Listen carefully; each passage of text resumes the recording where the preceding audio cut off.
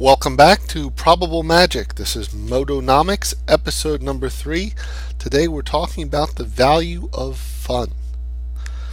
When I think about the number of people who are able to derive all or even just a significant part of their income from this game called Magic the Gathering, it is just incredible to me. All the fine folks at Wizards of the Coast, all the people who are hired to provide art, commissioned art, supporting Modo, retailers of various incarnations, either brick and mortar stores or online, professional players, people involved in tournaments, people who are paid or compensated in any fashion for producing online content of articles or videos or commentaries,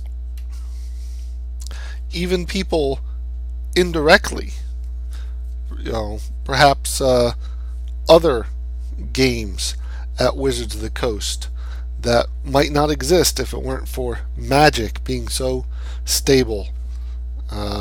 Competitors to Magic that might not exist if it weren't for Magic creating such an impressive market. Truly incredible to me, the number of people who are able to make an income off of this game. That being said, I'm not one of them, and I'm never going to be. I've got a decent job. Magic is my recreational activity. It's a hobby. It's a game. I love it, but I play it for fun. So to me, Magic has to have a value of fun. Times when it stopped being fun, I stopped playing. So how do we put a value on fun? Here in Modonomics, where we're looking at our return on investment for this hobby as a dollar figure, to put fun on that axis, we have to assign a dollar figure to fun.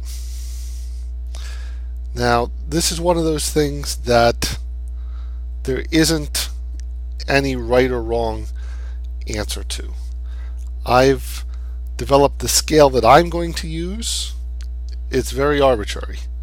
It's just what felt appropriate to me, and everyone needs to decide for themselves if they're going to place a value on fun, or fun's just implied and you don't care about the value.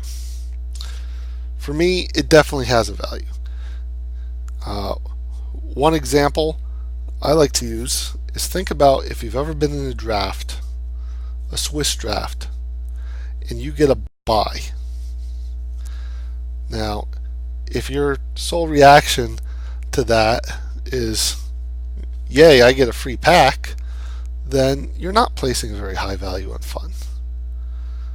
If your reaction is more like mine, and you feel like, glad I got a pack, but I wanted to play, and now I get to sit here and do nothing for half an hour to wait for the next round to start, you're placing a value on fun. So let's look at the scale that I'm going to be using in this series to put a value on fun. So here's my little scale for fun. Very arbitrary. You can see I've got 7 layers of there, positive to negative 3. If I'm going to be placing a value on my fun, I'm really looking at how much enjoyment do I get out of the time I spend playing Magic. So I'm going to be keeping a very approximate tally of how much time I spend in a particular session of Magic, And then I'm going to look back and say, how much did I enjoy it? Was it just meh? Was it good? Did it really excite me? Or was it even on the bad side? Because if I log on to Modo to play a draft and have fun, and something just goes terribly, terribly wrong, and I log off feeling worse than when I started, Magic didn't bring me fun. It didn't bring me enjoyment. It cost me something. And in my return on investment, I'm going to capture that cost. So, like I said, very arbitrary scale here. And it's going to have a time connection. So, how much is an hour of my time worth? That's a very difficult thing to answer for spending it on a leisure activity.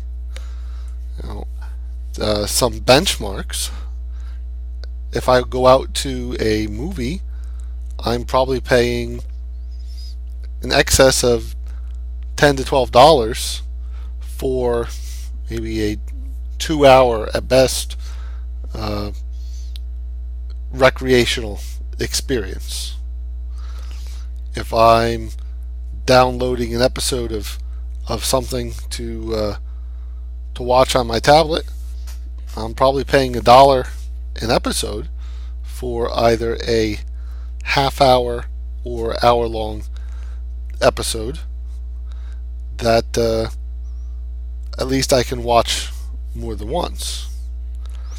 If I download an app from my tablet, I'm paying 99 cents or maybe a dollar or two for something that I will probably binge on and spend 20 to 40 hours and then be sick of it. So how should I value my fun? As Marshall at the Limited Resources podcast is fond of saying, I expect a lot from my Magic cards. So this is the scale I've decided to use for the value of fun. If I'm at 0 and my Magic experience was just completely meh, I spent some time, I got nothing out of it, I'm counting that as 0. If it was okay, I'm valuing it at 10 cents an hour. Or, put a different way, for each dollar I spend, I'd like to get 10 hours of okay level enjoyment out of playing. If it was good, I'll value it at 25 cents. Or each dollar I want to get 4 hours of good enjoyment out of. And if it was truly awesome, I'm going to value it at $1 an hour. Or I'm happy getting 1 hour's enjoyment out of spending $1.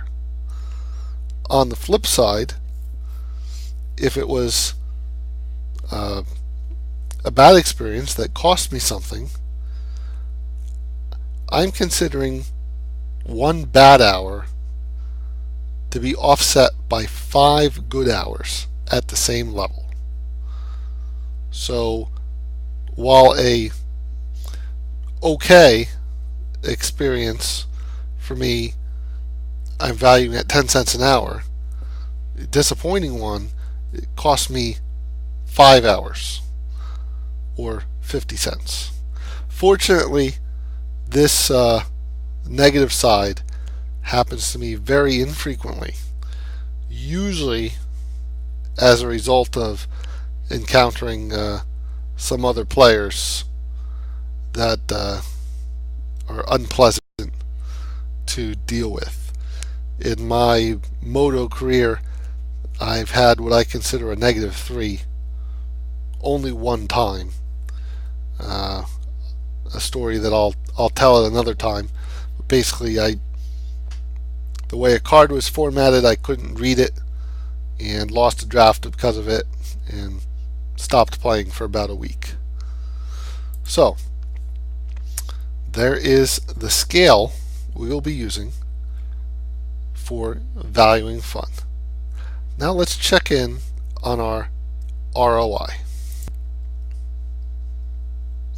Here's a ROI log I'm starting. This will be growing throughout the series, both in number of entries and with some additional columns. I'm kind of behind in updating this. I have played more things, and we'll be talking about those, but I'll be updating it slowly. So this top column should look very familiar, top row should look very familiar from the previous video. I opened a new account. It cost me $9.99. The total amount of money I've spent on Magic is $9.99. I talked about valuing the cards and the packs and the tickets in the previous episode for a $5.76 value, giving me a negative 42% return on investment. Then I wanted to play a draft, a Return to Ravnica block draft, which is a format that I really like, but it doesn't like me back. So I've been tending to play Swiss. I bought 12 tickets to be able to do this. That brought my total cost to $21.99. I picked up some additional cards in the draft, nothing really great. At the end of the draft, I evaluated my card collection at $1.86. I managed to win only one round of that draft, giving me a RTR booster, which on that day I valued at $215 plus the $253 for the M13 booster I already had. So I had a pack value of $46. Of my 12 tickets I bought, which I used, I haven't shown all the steps here. This is my end state at the end of this draft. I bought some tickets, I used those to buy packs, and then I still had a one of those left over, so I now had 3 tickets and 79 cents in fun, giving me a total fun value of 79. All that added up for a total value of 1033. So my total value has increased. Unfortunately, my total cost has increased from $9.99 to $21.99, meaning my ROI has actually dropped from -42 to -53. Now I'm going to go into this 79 cents briefly. I played 3 rounds of the draft. I decided to measure each of them out separately. The first round went 40 minutes, and it was some really good Magic. I don't remember the details, but I marked down that I really enjoyed that. I gave it a level 3. That was an awesome time. I was happy to pay $1 an hour for that. So $1 an hour for 40 minutes, 2/3 of $1. The second round was that first round. Actually, I lost. It was a really great game. It was neck and neck, and it was good Magic. I lost in the end. The second round was merely good. I won. It was one of those no contest games. One game my opponent had a horrible draw. The other game I just ran over him. So it was good. It wasn't quite a non-game, but it was pretty much in that direction. So it was good, but it was really short. So I rated it at 25 cents per hour for a quarter of an hour. The third game was one of those miserable games that it was pretty clear from the beginning that my deck was just not a match for his deck, but I managed to struggle on for a long time. A couple times where I was a step away from maybe starting to come back, and then stuff would go wrong again. So it was only okay. It wasn't bad. It was playing Magic. It was okay. That was 35 minutes at 10 cents an hour, another 6 cents, for the total fund value of 79 cents for this draft experience. So there you have it. Starting our ROI log, I explained the value of fun and the scale that I will be using on this series. So far, not making any progress to pulling up this return on investment into positive numbers, but we will keep marshaling forward. That's Modonomics, and I'll see you next time.